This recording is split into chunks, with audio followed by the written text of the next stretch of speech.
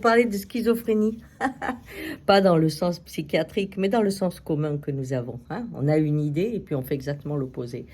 C'est le propre même de notre société. On est tous schizophrènes. On est conditionnés pour ça. C'est l'opposé de la civilisation de certaines tribus indiennes qui sont marche ta parole. Vous voyez, qu'est-ce que ça veut dire?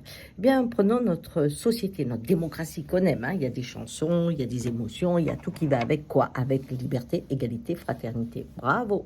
Prenons le mot égalité qui est super. On va donner l'égalité des chances. Sauf que dès qu'on commence, on est en compétition.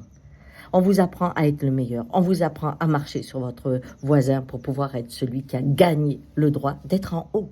Donc l'égalité qui serait de percevoir en chacun ce qui peut amener à la société et de ne pas juger entre une infirmière qui vous ferme les yeux à la fin de votre vie et votre avocat qui a bien placé vos économies. Vous voyez, ça serait ça, l'égalité. Apprécier le geste que chacun peut apporter. Mais non, non, c'est compétition. Mais on va chanter l'égalité. La liberté, prenons la liberté. J'adore la liberté. On est libre. Et là, on a créé tellement de liberté que pour pouvoir voyager, il faut des passeports, être surveillé.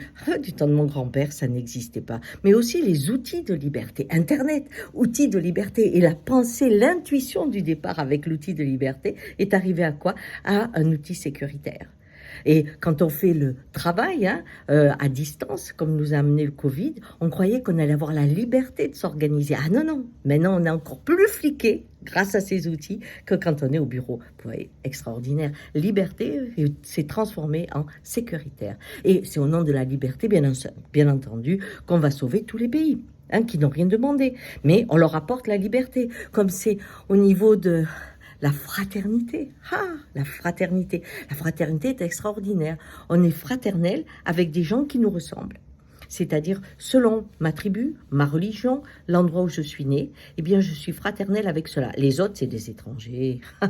Même l'étranger de 2 kilomètres. Je peux vous dire que, par exemple, en Cévennes, on a 7 veines. C'est comme ça qu'on appelle les Cévennes. Mais ceux qui sont de cette vallée ne sont pas ceux qui sont de cette vallée. Et c'est pas la même chose. On nous apprend à ce que fraternité soit vraiment bien encadrée. Vous voyez, ce schéma, vous l'avez aussi.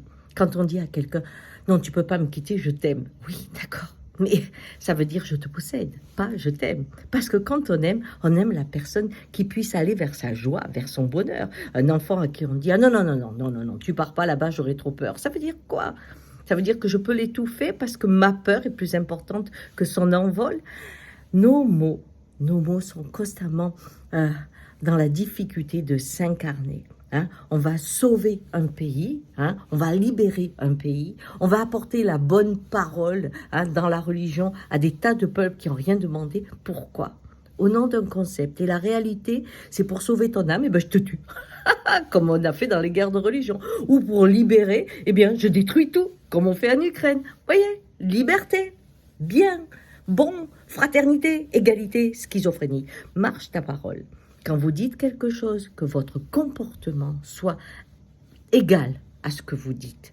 Si vous voulez envahir un pays, dites « Je veux envahir ce pays pour y prendre ses richesses ». C'est clair. C'est clair. Si vous avez quelqu'un que vous l'aimez, vous lui dites « Non, moi je te possède, t'es à moi, maintenant tu fais ce que je veux ». C'est clair. Si votre verbe est à la hauteur de l'incarnation de celui-ci, alors vous marcherez votre parole. Mais ça sera peut-être plus difficile. Ciao.